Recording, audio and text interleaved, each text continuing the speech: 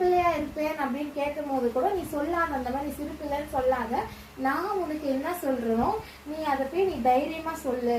நீ அவங்களுக்கு பயப்பட வேண்டாம். 8வது பார்த்து, நீ அவர்களுக்கு பயப்பட வேண்டாம், நான் உன்னை காக்கும்படி நான் உன்னோடு இருக்கிறேன் கர்த்தர் சொல்கிறார். இந்த காலத்துல நம்மளுக்கு ஏசப்பாக்காக ஊழியம் செய்யணும், ஏசப்பாக்காக வந்துடணும்னு எல்லாருக்கும் ஆசை இருக்கும். எதனா ஒரு ஊழியம் செய்யணும், எதனா பண்ணணும்னு ஆசையா இருக்கும். ஆனா பயமா இருக்கும். அவங்களுக்கு முன்னாடி போய் நம்ம எப்படி இருக்க முடியும்? அவங்களுக்கு போய் நம்ம தீர்க்க தரிசனம் சொல்ல முடியுமா?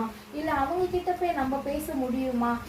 இது ஏசப்பா பேசுற, நம்ம பேசுற தீர்க்க தரிசனம் என்றது ஒரு மனுஷங்கனாலேயோ ஒரு நார்மலான மனுஷங்களால சொல்ல முடியாது. சொன்னாலும் அது நிறைவேறாது. ஏன்னா அது தீர்க்க தரிசனம் இல்லை.